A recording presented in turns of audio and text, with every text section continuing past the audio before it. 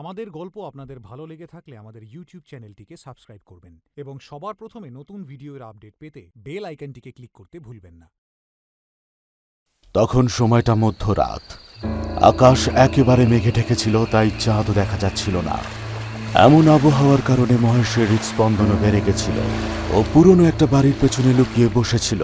ভয়ের কারণে ওর অবস্থা খুবই খারাপ হয়ে যাচ্ছিল। নিজেকে বাঁচানোর ও কোনো রকম পথই খুঁজে পাচ্ছিল না। ও সব বন্ধু বান্ধবকে হারিয়ে ফেলেছিল, তাই উপায় ছিল সামনের সমুদ্রটা। সেটা সাঁতার কেটে পার করা দিনেশের পক্ষে অসম্ভব ছিল। অন্যদিকে দৈত্যাকার রাক্ষসের ভয়, প্রাণের বিপদ যেন পিছু ছাড়ছিল না। মায়ের কথা আমার শোনা উচিত ছিল। এই জঙ্গলে না আসলেই ভালো হতো। এখানে কেই বা আছে যে আমায় বাঁচাবে?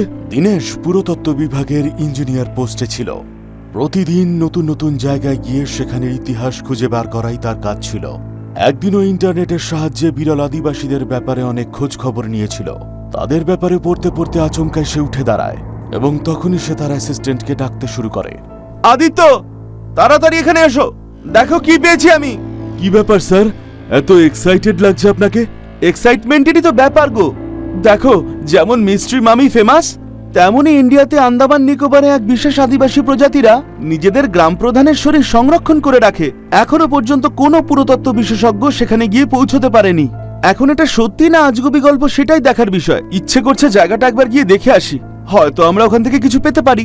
হ্যাঁ স্যার, মানে ওখানে তো কেউ আগে পৌঁছতে পারেনি, তাহলে আমরা কি করে পৌঁছবো? আরে এটাই আসল ব্যাপার বন্ধু আদিত্য, যেটা এখনো পর্যন্ত কেউ করতে পারেনি সেটা আমরা করে দেখাবো। একবার ভাবো আমাদের কত নাম যশ হবে। কিন্তু আমরা সেখানে পৌঁছবো কি করে? আরে আগে আমরা আন্দামান নিকোবর আইল্যান্ডে গিয়ে তো পৌঁছাই, তারপরে দেখা যাবে ওখানে গিয়ে কি করা যায়। দেবেশ বাড়িতে ফিরে সব ঘটনা তার মাকে বলে। তখন তার মা চিন্তা করে বলে, বাবা, আমার তো তোর কাজ একদমই ভালো লাগে না। কখনো কোনো পুরনো গুহা বা কখনো কোনো মহলে। আজ মরে যাওয়া আদিবাসীদের খুঁজতে যাবি? দেখ, মৃত্যুর সাথে খেলাটা কিন্তু ভালো কথা নয়। দেখো মা, প্রত্যেকবার যখন যাই তুমি একই লেকচার দিয়ে যাও। আমাকে এনকারেজ না করে এত ভয় দেখাও কেন? হ্যাঁ। মায়ের কথা অমান্য করে দেবেশ লাগেজ নিয়ে চলে যায়। ওর সঙ্গে বন্ধু আদিত্য এবং টিমের আরো 3 জন ছিল। আন্দামানে গিয়ে একটা রিসর্টে তারা ওঠে। সেখানে লোকাল লোকেদের সাথে কথা বলে ওই বিরল আদিবাসীর খোঁজ খবর তারা নেয়, কিন্তু ওখানে কেউই ওদেরকে ঠিক মতো জবাব দিতে পারেনি। স্যার, এখানে তো ঠিক মতন করে কেউই কিছু বলতে চাইছে না। এবার কি করা যায়? আর কি করব, ওখানে গিয়ে আমরা যদি ছোট ছোট কোনো বাড়ি দেখতে পাই, তাদেরকে গিয়ে আমরা জিজ্ঞেস করব সব। খুঁজতে খুঁজতে কোনো না কোনো সুরাহা হয়ে যাবে। এত তাড়াতাড়ি হার মেনে নিলে চলবে? দেবেশ নিজের পুরো টিমকে নিয়ে চারিদিক ঘুরে দেখছিল, কিন্তু কোন রকম হদিস তারা করে উঠতে পারেনি। ওদের পুরো টিমই প্রতিপদে হেরে যাচ্ছিল। একবার ভাবো, যদি এসব সত্যি হতো তাহলে কেউ না কেউ একবার তাদের খুঁজে পেত। কেউ তো সেখানে পৌঁছতেই পারেনি। আদিত্যর এই কথায় টিমের সবাই তাকে সমর্থন করেছিল। দেবেশ তখন চিন্তায় ডুবে যায় যে কি করা যায়। কত দূর থেকে এসেছি, আর 20 দিন ধরে আমরা সেই সত্যটাই খুঁজে বার করার চেষ্টা করে চলেছি। তাই আর 2 দিন আমাকে আরো সাহায্য করো। আশেপাশের অঞ্চলটা একটু ঘুরে চেষ্টা করে দেখি। যদি সেখানে কিছু না পাওয়া যায় কলকাতায় ফিরে যাব, প্রমিস। দেবেশ নিজের টিমের বন্ধুদেরকে রাজি করায়, কিন্তু মনে মনে সেটাও চিন্তা করছিল যে 2 দিনের মধ্যে যদি সে কিছুই না পায়, তাহলে তাদের এত খাটনি একেবারে জলে চলে যাবে এবং তার নিজের টিমের বন্ধুদেরও আটকে রাখতে পারবে না। খাওয়া দাওয়ার পর সারা রাত জেগে ও এমনটাই ভাবতে থাকলো এবং সমুদ্রের পাড়ে পায়চারি করতে লাগলো। তখন আচমকাই ওর চোখে পড়ে আকাশে পূর্ণিমার চাঁদ একেবারে উজ্জ্বল হয়ে উঠেছে। জোয়ার ভাটার কারণে সমুদ্রের ঢেউগুলো অনর্গল ওপর নিচ করছিল। এই দৃশ্য বড়ই মনোরম ছিল। হঠাৎই আচমকা এক বড় ঢেউ এসে দেবেশকে একেবারে টেনে জলে নিয়ে যায়। দেবেশ ওই জল থেকে ওঠার জন্য দ্রুত হাত পা চালাচ্ছিল, কিন্তু ওই ঢেউয়ের জোরের কাছে দেবেশের কোনো জোরই কাজে লাগছিল না। তারপর সে ঢেউয়ে ভেসে গিয়ে অন্য একটা দ্বীপে গিয়ে পৌঁছয়। অজস্র ঢেউয়ের উত্তালে সে অজ্ঞান হয়ে পড়েছিল। কয়েক ঘন্টা পর সূর্যের আলো যখন তার শরীরে পড়ে, তখন সে জ্ঞান ফিরে পায় এবং তারপর সে আকাশের দিকে তাকিয়ে দেখে যে ওই শুনশান দ্বীপে দূর পর্যন্ত চারিদিকে কেউ ছিল না। সে শুধু জঙ্গল ছাড়া আর কিছুই দেখতে পাচ্ছিল না। বড় বড় ঢেউয়ের আঘাতে তার শরীরে প্রচন্ড ব্যথা হয়েছিল, আর ঢেউয়ের উথাল পাথাল খেয়ে অবস্থা ভীষণই খারাপ হয়ে গেছিল। ও কিছু খাবার আর জলের খোঁজ করার জন্য জঙ্গলের ভেতরে প্রবেশ করেছিল। তারপরেই দেখতে পায় অন্ধকারে জঙ্গলের ভেতর দুটো চোখ জ্বলজ্বল করছে। দেখে মনে হচ্ছিল ওর উপর কেউ নজর রাখছে। তারপর সামনেই ও একটা নারকলের গাছ দেখতে পায়। তারপর নিজের কোমরের বেল্ট খুলে নারকল গাছে উঠে নারকল পেরে সে নিয়ে আসে এবং সেটার জল খেয়ে সে তেষ্টা মেটায়। যেহেতু সেই জঙ্গলে গাছগুলো তাকে ঘিরেছিল, তাই ও ভালো করে নজর রাখছিল কেউ তাকে লুকিয়ে লুকিয়ে দেখছে কিনা। ও খারাপ কিছু অনুভব করার পরেই মনে সাহস নিয়ে শত্রুর ভয় কাটিয়ে আবারও সমুদ্রের পাড়ে ফিরে আসে। দূরে বিস্তৃত সমুদ্র, ওখানে তাকে সাহায্য করার একজনও ছিল না।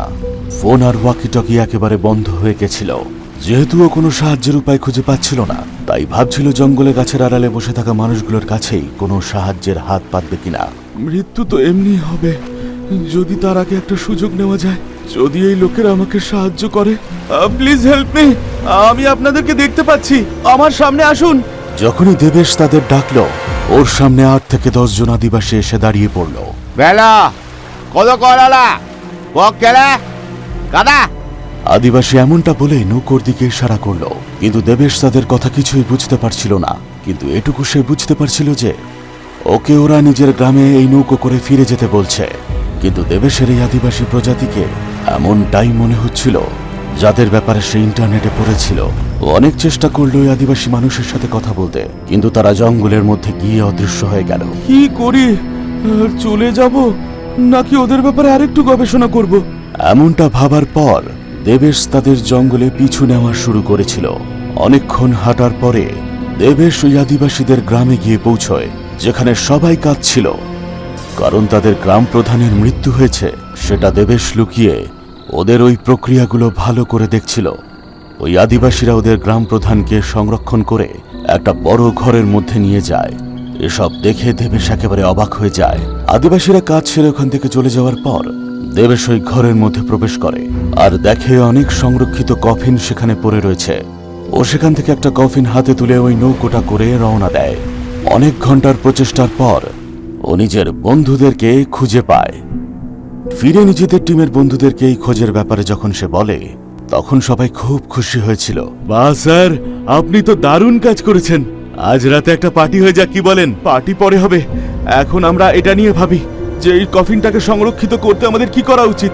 দেবেশ আর তার টিমের বন্ধুরা ওই কফিনের সামনেই দাঁড়িয়েছিল।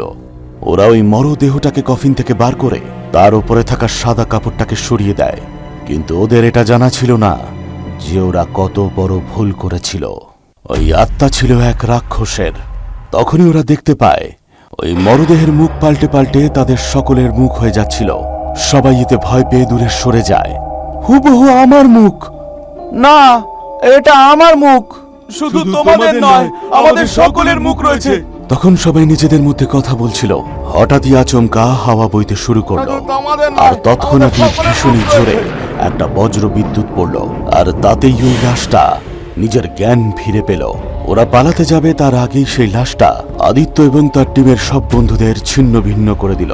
তবে দেবেশ পরে কিন্তু পালিয়ে যেতে পেরেছিল। তবুও যে তার কিছুই করার নেই, কারণ সে কিছুই বুঝতে পারছে না। তখন আচমকা দেবেশের সামনে ওই লাশটা এসে দাঁড়ায়। তৎক্ষণাৎই দেবেশ নিজের পকেট থেকে গান বার করে তাকে গুলি করল, কিন্তু তাতেও লাশটার কিছুই হলো না। দেবেশের মৃত্যু অবধারিত ছিল, কারণ ওই দৈত্যাকার রাক্ষস যখনই চিৎকার করে উঠল, দেবেশের সারা শরীর কম্পন হতে শুরু করেছিল। ওর নাক কান দিয়ে অঝরে রক্ত বেরোতে শুরু করেছিল। তারপর রাক্ষসটা দেবেশের রক্তের গন্ধ পেয়ে ওর কাছে এসে দেবেশকে টুকরো করে ফেলে। দেবেশের এই ছোট্ট একটা ভুলে টিমের সবাই এবং নিজেও মারা গেছিল। ওখানে এখনো ভয়ঙ্কর দৈত্যাকার রাক্ষস বিরাজ করে। তারা আমাদের মতো সাধারণ মানুষের অপেক্ষায় থাকে। এবার আপনারাও কি প্ল্যান করছেন আন্দামান আর নিকোবর আইল্যান্ডে ঘুরতে যাবার? আমাদের গল্প আপনাদের ভালো লেগে থাকলে আমাদের ইউটিউব চ্যানেলটিকে সাবস্ক্রাইব করবেন এবং সবার প্রথমে নতুন ভিডিওর আপডেট পেতে বেল আইকনটিকে ক্লিক করতে ভুলবেন না।